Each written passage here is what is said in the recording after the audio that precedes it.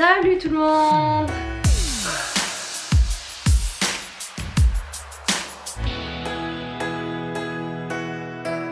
J'espère que vous allez tous très bien. Je me suis fait pour la première fois de ma vie, je crois que c'est un balayage des mèches, je sais pas comment est-ce qu'on dit, j'en sais rien. Je vais chez le coiffeur une fois par an. J'ai eu un petit problème, j'ai des cheveux blancs les gars. C'est officiel, ce n'est pas une blague. En fait c'est génétique, mon père a eu les cheveux blancs à 30 ans. Merci papa. Je suis allée chez le coiffeur pour la première fois. Ça fait bien 1 an ou 2 que je suis pas allée chez le coiffeur. Je me suis jamais fait de couleur, je me suis jamais touché la couleur de mes cheveux, j'ai jamais rien fait. Du coup j'ai fait ça. Ça a l'air, si vous voyez la différence, surtout sur le dessus là, c'est beaucoup plus clair. C'est pas blond, c'est un petit peu miel comme ça. Et c'est pas mal. Bref, on va arrêter de parler de ça, ça sert à rien. Aujourd'hui, je vais vous parler. C'était l'année dernière. Non. Si, c'était l'année dernière. Non. Si.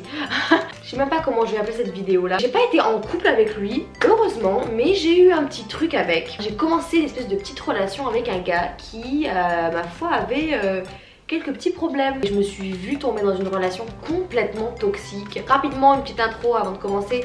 Je fais la vidéo pour vous prévenir, faites attention. Avant de vous mettre en couple, quand vous rencontrez quelqu'un, suivez votre instinct les gars. Enfin les filles, ou les gars d'ailleurs. C'est pas que les gars qui sont fous, hein. Il y a les filles qui sont starbées aussi. Apprenez à connaître bien la personne avec qui vous êtes, où vous allez être. Voilà, je vous le dis juste au cas où. Bref, on commence la vidéo. J'ai rencontré ce mec janvier 2018. Je venais de rentrer du Costa Rica. Je revenais donc à Montréal, là où j'étudiais. Et donc du coup je suis à la salle, je vois ce mec qui est plutôt mignon. Ce gars, ça faisait quelques jours que je l'avais déjà vu à la gym et tout, j'y allais tous les jours. Je l'avais pas encore trop remarqué ces jours-là. Et il est venu me parler, il vient me voir et sa copine à côté de moi, je suis en mode... T'étais pas là l'année dernière? Et je lui dis si j'étais là, mais t'as vachement maigri. Il me dit, d'ailleurs j'avais envie d'en parler ça, faut arrêter les gens de dire ça. Dès qu'il y a une fille qui maigrit, de dire oh t'as l'air trop belle alors qu'elle a maigri. C'est pas parce qu'une fille maigrit qu'elle est belle. Il y a des filles, bon si elles maigrissent c'est qu'elles se sentent bien ou je sais pas, qu'elles font plus de sport. Il y a des filles au contraire, le fait qu'elles maigrissent c'est qu'elles sont pas forcément dans une phase très saine de leur vie. Donc arrêtez de dire aux gens ah t'as maigri, ah c'est beaucoup mieux, ou alors ah t'es trop belle maintenant, ou voilà, n'encouragez pas les filles à perdre du poids constamment comme ça, arrêtez. Voilà, c'était juste un petit message. Donc du coup il m'a parlé, il est resté comme ça pendant 5 minutes et puis après il m'a dit bon ben voilà salut, on se verra plus tard. Et il se lève, il part. Il venait du Liban. Vraiment, je suis hyper ouverte d'esprit. C'est vraiment pour faire attention par rapport aux différences de mentalité, différences culturelles, différences, voilà, il y a vraiment plein de différences à prendre en compte qui ne sont pas forcément que liées à la religion. Alors, leur état d'esprit, leur mentalité, leur culture, je connaissais pas énormément, il y avait beaucoup de stéréotypes, beaucoup de on-dit, mais je connaissais pas. Et quand je remonte aux escaliers pour aller au vestiaire, je le vois assis sur une table et donc moi automatiquement je vais vers lui, genre je me dis bon, il est mignon, c'est l'occasion de lui parler. Et puis bon, on commence à parler, il me dit ouais, est-ce que tu veux qu'on aille manger un truc à un moment donné, un de ces jours? Je dis bah ouais, si tu veux. Il me dit bon, donne-moi ton numéro de téléphone si tu veux. Et je dis oui. Du coup, je lui donne mon numéro de téléphone et je pars dans les vestiaires et tout.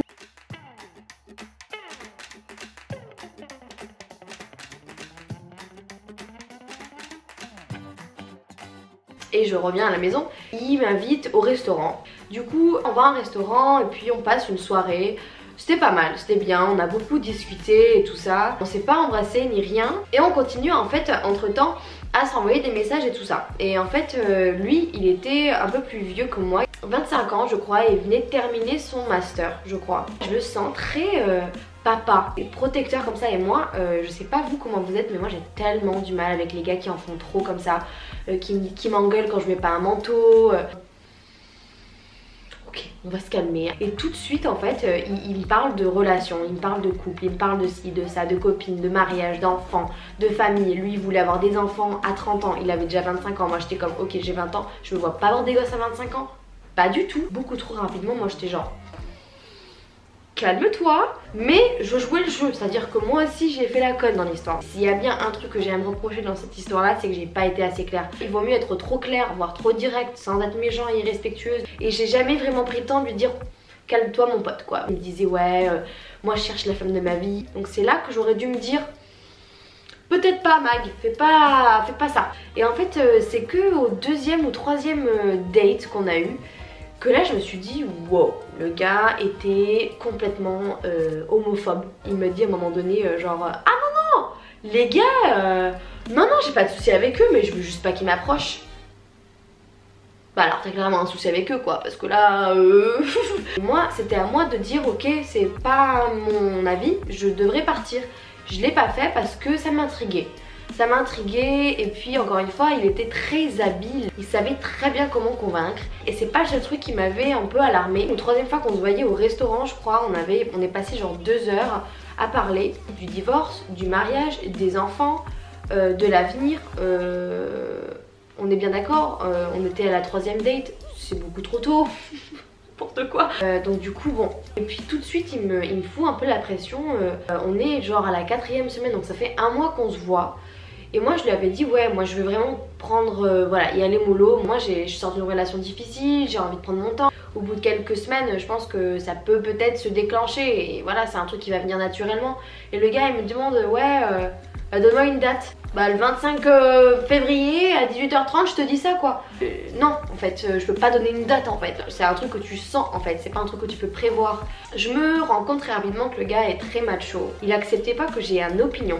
Il acceptait pas que je sois pas d'accord avec lui. Moi j'étais en train de lui dire un jour ouais j'aimerais bien apprendre à changer une roue de voiture parce qu'on sait jamais ça peut être utile. Le mec il me dit mais pourquoi ma femme moi elle fait rien. Ah ouais. Et puis il me dit non mais moi je te dis tout de suite, si je suis en train de rouler sur la route et que je vois une fille sur le côté en train de changer une roue de voiture toute seule, je trouve ça bizarre. Moi je trouve ça trop cool en fait. On voit pas les choses de la même manière, j'aurais dû m'en douter. Je pensais que j'allais le changer ou quelque chose comme ça à l'époque. Encore une fois, si vous êtes dans une relation et que vous pensez changer la personne, oubliez ce truc, voilà. N'essayez pas de changer les gens ne changent pas. Ou s'ils changent c'est leur décision et ce sera pas la vôtre, ça viendra pas de vous, ça viendra d'eux. Ah oui, je me suis rendu compte à un moment donné, les ongles. Lui avait la manie de tout le temps me dire, à un moment donné il bloque, il me prend les mains, faut que tu te laves les ongles. Moi je suis là genre déjà rends-moi mes mains. J'avais un ongle, une petite poussière qui était en dessous, il l'avait vu, le gars était méticuleux quoi. Et il m'avait dit ça comme un chien. Et c'était pas les seules fois, c'était vraiment une fois. J'étais allée à la salle et bon, j'ai pas 7 différents leggings de sport pour mettre tous les jours en fait. Ça peut m'arriver de faire du sport avec un legging et de le remettre le lendemain. Et un jour, c'était je crois après 1 ou 2 semaines qu'on se voyait. Je le vois arriver, on se donnait rendez-vous à peu près à la même heure. Il arrive et il me regarde, il me dit même pas bonjour. Et il me dit t'as mis même legging quoi, c'est dégueulasse. Il se met à côté de moi et moi je le regarde mais outré. Mais pourquoi tu me dis ça en fait? Genre bonjour déjà, et deuxièmement genre on se connaît depuis quoi 3 semaines ou 2 semaines, je sais pas combien de temps ça faisait qu'on se voyait, mais enfin le gars, je me sentais méprisée, je me sentais pas du tout respectée, j'étais là choquée. Surtout qu'à un moment donné il faisait beaucoup de réflexions du genre pourquoi tu fais ça, j'ai pas signé pour ça, en parlant comme si on était en couple en fait. Et moi quand je te dis qu'on n'est pas ensemble, c'est qu'on n'est pas ensemble, tu respectes mon temps. En fait, moi ça faisait quelques semaines que je lui disais qu'on n'était pas en couple et qu'il me fallait plus de temps et lui il le supportait absolument pas. Il prenait tout personnellement, il comprenait rien, il interprétait tout ce que je disais, il reprenait tout ce que je disais contre moi en fait. Moi comme une conne je l'apprenais, je m'excusais au moins 50 fois. Il m'a menti pour voir ce que je disais, pour voir si je mentais et il m'a rementi après. Bref, du coup, j'avais remarqué ça qu'il faisait énormément. Il screenshotait toutes mes stories. Dès qu'il y avait un truc qu'il comprenait pas, ou qu'il était un peu choqué, ou mes ongles, ou je sais pas, il screenshotait et il gardait dans son téléphone en fait. Pareil pour les messages, dès qu'on s'engueulait en fait, il me ressortait des trucs que j'avais dit genre 3 semaines à l'avance, en me disant regarde ce que t'as dit le 24 avril, machin bidule. Il prenait des screenshots de tout et de rien. Après je me suis rendu compte parce qu'il est allé voir ma meilleure amie une fois que je lui ai dit que je voulais plus être avec lui. Il lui a montré des screenshots de mes ongles qu'il avait pris. Enfin quand même, j'avais clairement l'impression d'être observée quoi. Le gars me manipulait mais à la perfection, il savait exactement quoi me dire. Et je me disais putain jusqu'où ça va aller quoi. Et en fait à un moment donné il me dit ah oui un jour il me dit par message je voulais juste changer en meilleure personne, il m'a dit. Merci.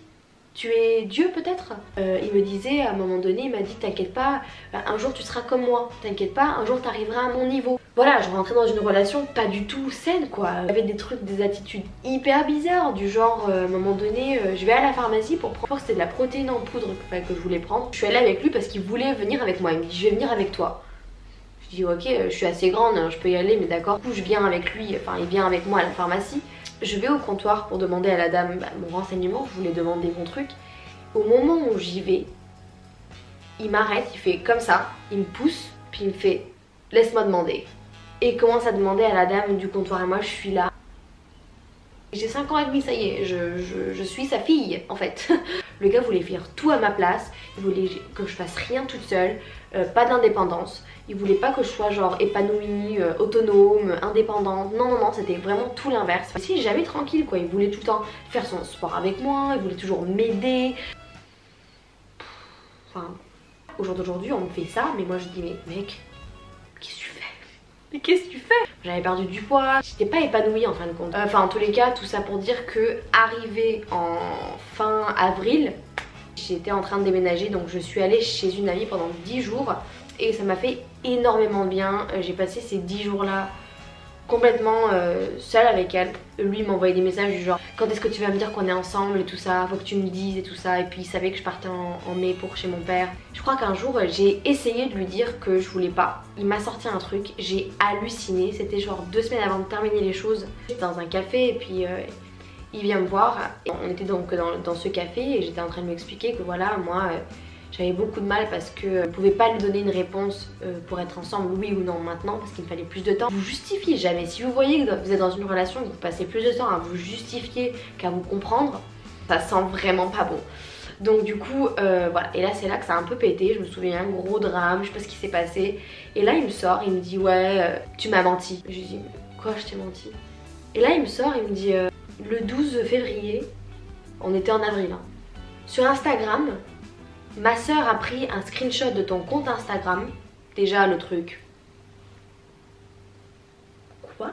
T'étais en train de suivre 800 personnes. Parce que quand je lui ai un peu dévoilé mes problèmes d'alimentation, il savait un petit peu que j'avais des problèmes. Parce que je sais pas si vous êtes au courant, mais j'ai eu des problèmes d'alimentation et de problèmes d'image de corps, tout ça. J'étais pas très saine à ce moment-là et j'en ai parlé. Et il a eu beaucoup de mal à comprendre. Le gars était hyper fermé d'esprit par rapport à ça. Enfin bon bref, donc du coup il m'a dit ah moi je te suggère, c'était pas complètement bête, il m'a dit tu devrais un peu te désabonner de toutes ces filles qui font que montrer leur corps, et toutes ces bikini girls, tout ça. Il m'a dit ça te ferait peut-être du bien pour un temps de les enlever et tout. Et puis je lui ai dit ouais c'est vrai je le ferai, c'est un truc voilà merci du conseil, c'est bien. Et en fait lui j'avais pas capté que il était en train de m'observer pendant tout ce temps là en fait. Enfin bon bref, donc du coup un screenshot de ton compte Instagram, tu suivais 800 personnes. Et maintenant, t'en suis 850 ou je sais pas quoi. Tu t'es pas désabonné de ces filles, il me dit. Ok, d'accord. Si on veut, il me traquait, il m'observait. J'étais là genre, ouh là là. Bref, donc c'était ma première pour essayer de me séparer de lui, qui n'a pas marché parce qu'après je suis retombée dans oh désolée, pardon, je me suis excusée, machin. Jusqu'à ce que je passe ces 10 jours chez ma pote et que je prenne la décision finalement de complètement arrêter tout. Je lui donne rendez-vous à un café et lui il était là, il s'attendait pas du tout à ce que je lui dise ça. Je pense qu'il était persuadé que j'allais dire qu'on était ensemble. Je crois que ça n'a pas marché, on n'est pas sur la même longueur d'onde. Voilà, moi je veux pas être avec toi quoi. Et là j'ai vu sa tête et il me fait... Il m'a juste méprisé, il m'a juste rabaissé plus bas que terre. Il m'a regardé en mode tu vas leur regretter. Il m'a dit des trucs enfin horribles. Il a eu une réaction d'un gars vraiment rejeté parce que en fait dans les prochaines semaines quand je suis partie au Costa Rica après, je reçois plein de screenshots en fait de lui qui parle à une pote à moi et qui lui raconte plein de trucs hyper privés, qui lui dévoile des trucs hyper personnels de ma propre vie, de ma santé, des informations de notre propre vie intime, enfin vraiment des insultes, lui qui dit que je suis une mauvaise personne, que je lave pas mes affaires, que je voulais pas aller au restaurant chic avec lui, enfin plein de trucs comme ça où le mec vraiment n'arrêtait pas en fait d'harceler ma pote et ma pote me disait j'en peux plus, c'est quoi ce mec, genre il est malade. J'ai rien fait du tout, je lui ai pas envoyé de message, j'ai pas répondu, enfin j'ai pas voilà, j'ai juste dit à la pote genre coupe court. Il m'envoie un PDF, une dissertation qu'il avait faite de 3 pages avec des statistiques, avec des maths, avec une espèce d'étude, avec tout un bordel, une introduction, une conclusion, enfin comment les cours quoi. Et en fait lui il avait une vision des choses très particulière parce qu'il pensait que la réputation c'était très important. Et en fait lui il avait un gros problème parce que je sais pas si vous me connaissez probablement pas, je suis assez, enfin je suis rigolote quoi, je suis de bonne humeur tout le temps, je fais toujours des blagues, je suis un peu bizarre, j'ai aucun problème à être bizarre en public, à faire des blagues en public, à être marrante, à me ridiculiser un peu en public. Lui avait extrêmement honte de ça. Je suis pas non plus une fille qui fait clown tu vois, mais je suis assez à l'aise en public à faire des blagues, à être voilà, marrante quoi. Il détestait encore plus quand je postais mes fous rires et mes moments drôles avec mes potes où je fais un peu n'importe quoi, trop bizarre, genre pourquoi tu postes ça, après mes potes ils vont voir ça, qu'est-ce qu'ils vont penser de moi et tout. Moi j'étais comme, rien ne te force à être avec moi en fait. Les gars, je crois que je faisais trop de bruit en fait, les voisins, du coup ils sonnaient. Et je l'ai entendu revenir chez lui. Je sais que ma mère regarde mes vidéos, désolée je suis dans ta chambre. Désolée, j'ai fait chier les voisins donc désolée maman. Mais en tous les cas, il avait trop de mal de m'accepter comme j'étais. J'avais remarqué et moi je lui expliquais, je lui disais comment est-ce que tu veux que moi je me sente prête à être en couple avec toi si tu ne m'acceptes même pas comment je suis en fait. Et après il m'a promis, il m'a dit oui je te promets que ça me dérange pas, non quand t'es comme ça en public ça me dérange pas, c'est juste le fait que tu le postes sur Instagram qui me dérange. Et moi je disais mais mec déjà premièrement je le faisais pas tous les jours, deuxièmement même si je le faisais tous les jours genre en quoi ça te dérange? Quelqu'un qui est avec toi il aime qui tu es et il aime ce que tu postes, enfin il s'en fout quoi, enfin, si t'aimes pas ça tu n'es pas avec la personne. C'est pas quelque chose que je recherche dans une relation, je veux pas me changer en quelqu'un que je ne suis pas. Et je lui ai toujours demandé pourquoi ça te dérange autant que je les poste sur Instagram, c'est quoi qui te dérange? Et il me disait ouais c'est que mes potes puissent le voir, ça affecte ma réputation, il m'a dit ça affecte ma réputation. Ta réputation carrément. En quoi je perturbe et j'affecte négativement ta réputation quoi. Donc du coup il m'envoie ce PDF en m'expliquant c'était une étude sur la réputation et je sais pas trop quoi. En fait ce gars là était très attaché à son image, à ce que les gens pensaient de lui, à ce que les gens disaient de lui, comment on le voyait, sa réputation, il voulait avoir un bon statut, il voulait être le mec riche, il avait genre 50 000 montres énormes, hyper chères, il voulait être riche dans la vie, en fait c'était son seul objectif dans la vie, c'était d'avoir une grosse voiture, d'avoir de l'argent, une grosse maison, des grosses montres. Et moi j'étais là, mais l'inverse, moi je suis plutôt genre vie tropicale, tranquille. Lui quand il postait sur Instagram c'était pas des bons moments et des fous rires comme moi, c'était plutôt genre ma grosse montre. Et donc du coup il m'a prouvé ça dans le PDF. Et moi à la fin je lui ai dit écoute, je préfère qu'on en reste là, je veux même pas être amie avec toi, c'est bon, merci, au revoir.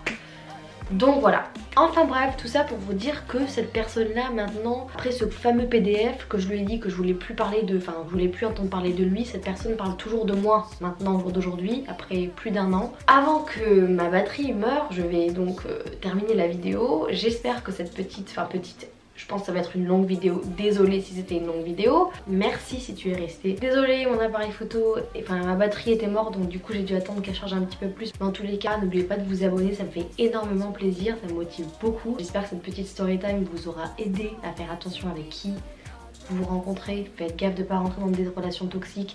Écoutez vos amis quand vous rentrez dans des relations toxiques. Ils savent. Ne rentrez pas dans des trucs trop... Voilà, quand vous sentez, quand vous avez une intuition, suivez-la s'il vous plaît. Donc voilà, je vous fais de gros bisous, n'oubliez pas de vous abonner, je vous mets tous mes réseaux sociaux en barre de description. Je vous fais d'énormes bisous et je vous dis à la prochaine. Bye.